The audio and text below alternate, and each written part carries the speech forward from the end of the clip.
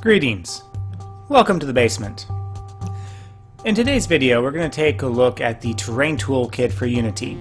Now, this is really an old package. This was developed all the way back in 2009 during the Google Summer of Code, and so it's a little bit dated.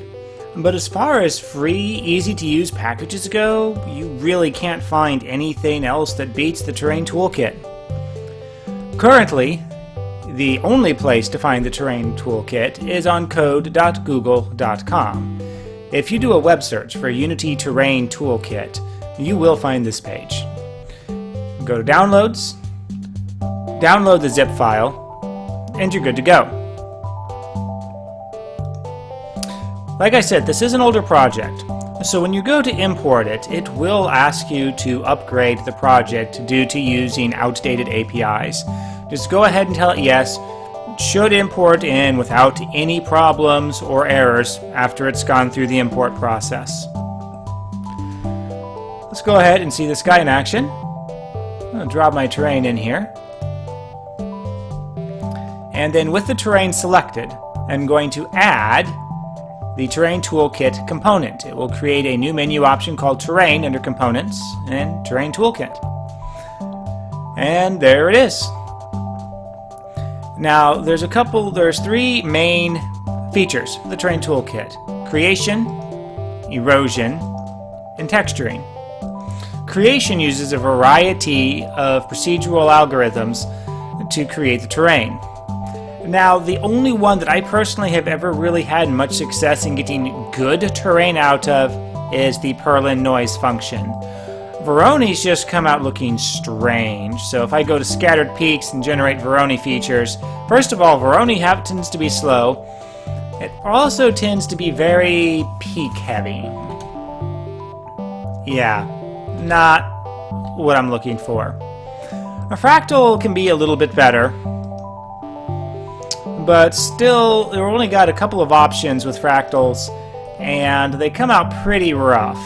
Again, Perlin is the main one that I have used. Now, one thing of note, we'll do rough planes here, generate Perlin terrain, and I don't know about you, but that doesn't precisely convey rough planes to me. Looks more like a mountain slice. In the 3-point and 4-point versions of Unity, the default terrain size was 2000 by 2000, and unfortunately the Terrain Toolkit is still set to that default. If I go into my settings on the terrain and change my terrain to a 2000 by 2000 terrain, alright, now we're starting to see that playing quite a bit better. But a 2000 by 2000 terrain's pretty huge, so keep that in mind. And remember, with the 500 by 500 default, this is effectively a 4x4 grid of what the current default is. The current default gives you quite a bit of room to walk around in. I'm going to leave this at 2000 by 2000 for the moment. I'm going to come back and change that. Alright, now you have a couple of options here. We've already seen rough plains. We have rolling hills. We have rocky mountains. I'm honestly not entirely sure why they included the hellish landscape setting, because, yeah, that's going to be unplayable. At least if you're going to be walking on it. Even if you're trying to fly through this is going to be a little bit of a pain in the butt to navigate through. But, it's there. Now you can control these settings: the frequency, amplitude, octaves, and blend. Don't necessarily worry about the exactness of what those things mean. You can kind of get a feel for what they do by looking at the different items. So like rough plains, we can see has 9 octaves and only a 2 frequency, while the hellish landscape has 7 octaves but an 11 frequency. So if I pull that frequency down and generate, you can see now that it has less spikiness to it.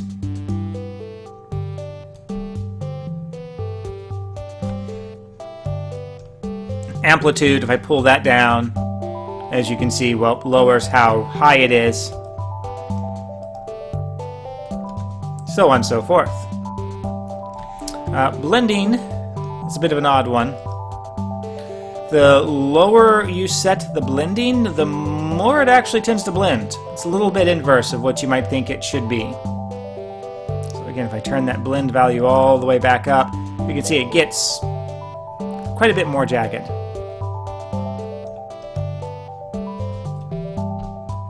Alright, I'm going to put this back to Rocky Mountains, which looks pretty good on this 2000 by 2000 scape, but like I said, I don't, 2000 by 2000 is pretty big. So I'm going to change this back to the default of 500 by 500.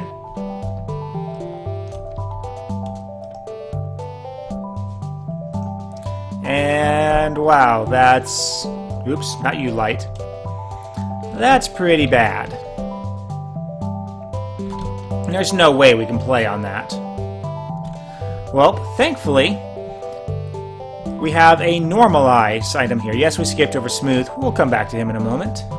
But normalize is where I can say, okay, I want to take this height value, which ranges pretty much the full 0 to 600 scale. I'm going to say, okay, I want to bring up my minimum a little bit, bring down my maximum. I'm going to normalize it between those two values. Now, that's a lot less insane. I could really scrunch it down so it's a little more than rolling hills, or I could increase it back up so I get a little bit more verticality to the level.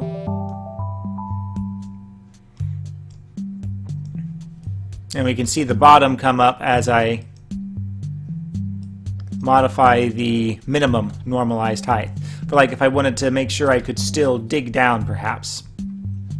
Okay. Let's go back here and look at smooth. This is a very useful feature. Even if you're using some of the other tools, this is just nice and simple. Just applies a smoothing to the entire terrain. I can also set the number of iterations. So if I set it all the way up to the maximum of 5, it will do 5 smooth iterations every time I click on it. Really great way for, well, smoothing out your terrain, taking out some of those jagged edges that inevitably crops up. Now, sometimes, however, you want to add roughness back in. This is the one time where I find Fractal quite useful. The Perlin version of this I don't actually like too much. The Fractal version works pretty good, I feel. So I'm going to go to Add Noise under Fractal, Generate, and it leaves everything alone, but it adds noise in. Oh, this is pretty extreme noise. I definitely wouldn't want to leave that in. So I'm going to go back to Smooth, and probably pull this down to 1. Smooth it out a couple of times. So now I've smoothed out the jaggeds, but I still have quite a bit of texturing noise to the terrain. Smooth it out a couple more times. And it's not super smooth anymore, but it's pretty good. Alright, let's take a look at the road tools. Got quite a few options here. They work mostly okay. Keep in mind, Terrain Toolkit is free. You get what you pay for. So some of these don't really work the way you might think they do, but these are in general for doing a variety of erosions on them. Now, hydraulic is the one that I have found to be the most useful. So I'm going to do the presets for heavy rainfall, hard rock. Now, which preset you're going to want to use is going to entirely depend on the look that you're going for. Now, sometimes the erosions can take a while, so depending on your processor speed, may or may not take some time. There we go. So now you can see it's added in some erosion, so I have little pock marks now on the terrain from where the erosion has hit. Switch it to heavy rainfall, soft earth. Maybe increase my iterations to 35. Apply another round of hydraulic erosion. Tidal erosion, wind, thermal, they all can get different effects, so honestly just play around with them. You see here, now I've got, it's really pockmarked. Probably wouldn't want to leave it on that. That's pretty darn rough. So I'd probably want to go back to Create Smooth, apply a round of smoothing to it, and there we go. So that's the erode. Again, the main thing here is just to experiment around and find an erosion setting that you like and just sort of get a feel for how all of them work so you know what situations to apply them into. Alright, let's take a look at texturing. You use Terrain Toolkit for nothing else but texturing, you're going to be set up pretty good. So let's add in a texture. Now when you first add in the default texture, it's got this default checkerboard thing. I'm going to add in a second one here as well. Now this first texture that you add in, it uses this as our cliff texture. So I am going to set... Oops, not a little bit too fast there. Set my cliff specular. And that acts, if I go over here to my texture paint tool, that first one I add in, that cliff texture, is always the first texture in this list. Then I'm going to come in here and select a grass texture. Grass hill. And click Apply Procedural Texture. Now, initially, it's pretty much going to wipe out everything with grass. So let's take a look at these sliders. Texture slope. This is controlling what slope I need to have before my cliff texture starts in. So if I grab my raise brush here and raise up a couple of ridges and then click Apply Procedural Texture, now we can see some rock coming in. Basically what this is saying is at 60 degrees the cliff texture will start to blend in. By the time I hit 75 degrees, the texture will be fully blended in. As you can see, a 60 to 75 range, you have to have some pretty extreme cliffs before you start seeing that. So what happens if I pull this down to, say, maybe 45 to start and 65 to end? Now, those become a lot stronger now. I don't really see too much of anything else. I'm going to pull this way down. What this really does is it controls how much blending are you going to have. So here we go. Here's a nice little spot that I have. So if I increase my end texture, blurs it out, lower it down, say maybe lower this down, so I can begin to just sort of play around and get a feel for, you know, where do I want my rock showing up on this? And how strongly do I want it showing up? Now this is where this tool can become phenomenally useful. Let's say that in my character controller, I know that I'm not going to want characters to walk up more than a 35 degree slope. So I can set my cliff start to 35, my cliff end to 36, apply procedural texture, and now everywhere that I have rock, that is a spot where I shouldn't be able to walk up. Now what I can then do is I'm going to grab this orange color here. Now where I got this orange, if you look down here, this is from the Prototyping Assets pack. So if you go to Assets, Import Package, Prototyping, you'll have all those colors in there. Now I've got a really strong visual representation of where I can walk. I can even make this a little bit clearer by going and grabbing a green texture. Actually, I'm going to grab that all turquoise. The green one actually has a little bit of a shade to it, so you get kind of that striped effect. And I guess I can leave it there. Now I've got like this hyper contrasted view showing me where my walkable regions are.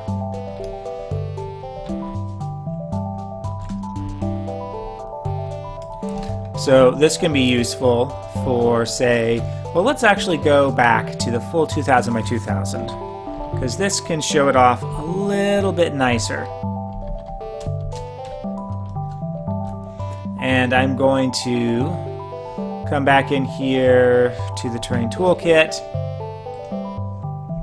create, Berlin, Rocky Mountains. Now, when I generate a new terrain, it doesn't regenerate the texture. I have to go back to the texture, reapply it, and now I can see where I can walk again. So let's say I wanted to start the character in this little valley here, and perhaps I want them to start in this valley and walk up this cliff path right here and continue on through this terrain.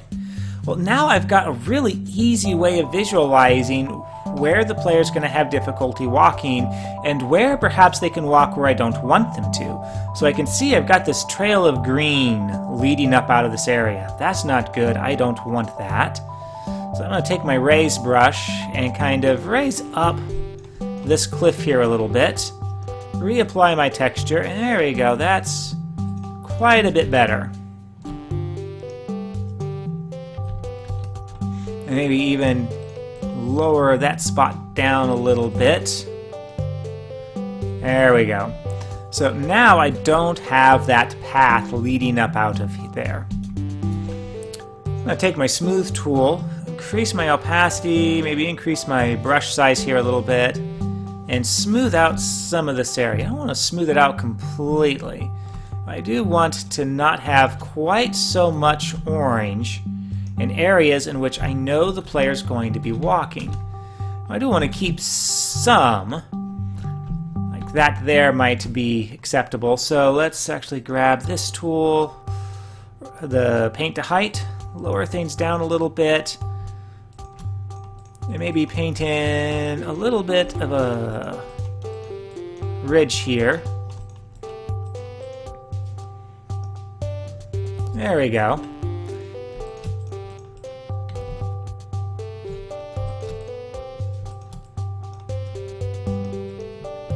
Oops, I just made things worse there. So grab the smooth tool again, increase brush size and opacity. Maybe try and smooth out some of those spots there. There we go, that's looking a little bit better. Let me smooth that a little bit. Again, this makes a really good visualization for figuring out where my spots are. And okay, so this spot over here, this area over here is a bit of a mess. So we'll go back to the paint to height tool, grab that, check my opacity. That's a little bit higher than my opacity. And try and lower this, even this out a little bit. Shift click, grab some heights. Sort of average things out a little bit before I go in and grab the smooth tool and fully smooth that out. See how we're looking. Apply procedural texture. Looking pretty good. Still have a few miscellaneous spots. Maybe just see what happens if I use the smooth tool on this. Alright, that might be a little bit narrow. Smooth that out a little bit more. There we go. I don't want that. Again, this makes a really good, I've said several times, this makes a really good tool for seeing where those unwalkable spots are going to be, because you don't want the player to be cheerfully walking along and then all of a sudden, boom, they get caught on something that they don't understand why they're getting caught on. And again, I've got another situation here where maybe I don't want them getting up on this ridge right here. So I'm going to switch to this tool and raise up this mountain ridge here a little bit.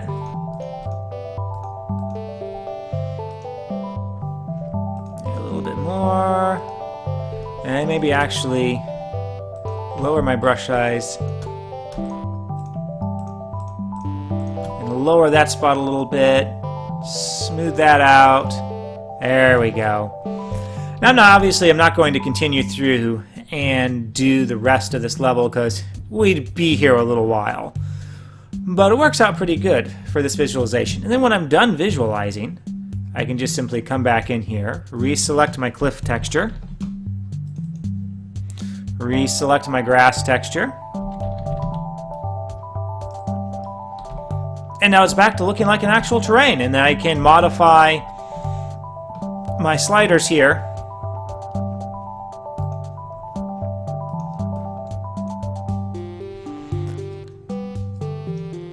so that I have a little bit better of a blending on the rock, and it's perhaps not quite so harsh. Much better. Now what happens if we have more textures in here? Let's say I wanted to add in the ability to have like these mountaintops be a little bit more rocky looking.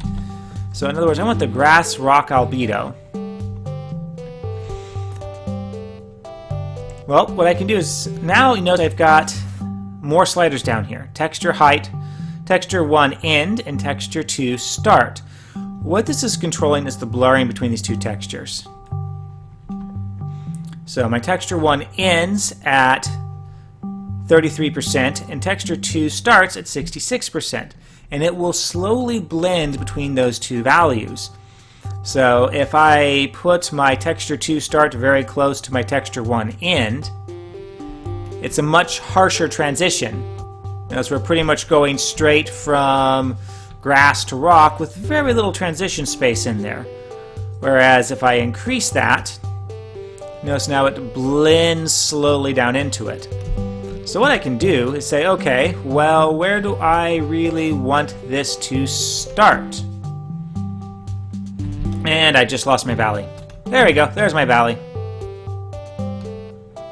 Alright, well, I definitely want grass here. So I'm going to go to my Paint to Height tool, grab my height at that spot, and okay, that is 253. So let's bring up a calculator. And 253 divided by 600 is going to be 0.42. So I definitely want this still to be green at 0.42. And so let's say maybe this should be at 0.5. Apply procedural texture. And oh, that's probably a little bit too low. So let's not guess. Let's say I want the rock to start in really good, like say here. Again, making sure I'm on Paint to Height. Shift-click to grab that. That is 362. And the calculator back up. 362 divided by 600. 0.6. We'll change that then. Apply procedural texture. There we go. That is looking better. So now I've got a little bit of the blend coming in down here, because after all I did say that the grass texture ends right here. So it'll start blending up into the rock, or to the grassy dirt. And there we go. Now I can add in as many textures as I want, and just configure those bands as much as I want. Now there are limitations. I can only have the one cliff texture. I cannot, if I want to say have grass, then rock, then grass again, I have to add the grass in a second time. This does not recognize curves. It's a very simple, blended, linear system, which works well enough for most simple cases. Now you can, of course, then go back over and paint where you think it is necessary to have additional stuff. So I can come back here to my texture tool, and maybe I want down here to be, you know, a little bit more dirt looking. Now maybe I've got a little bit of a intense grass spot here, so I can, you know, make it a little bit more grassy, make this a little bit more patchy over here, so on and so forth. So I can still customize the texturing, and you're going to want to customize the texturing after the procedural part is done. Of course, the final test of any terrain is dropping in the character controller and seeing how it looks from the controller's point of view. I'm going to drop in our first-person controller here. Again, not the greatest, but it works for testing purposes.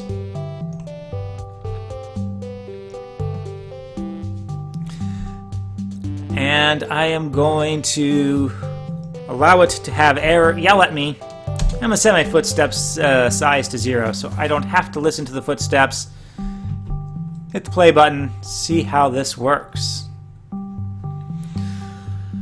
So we land down and walk around, you know.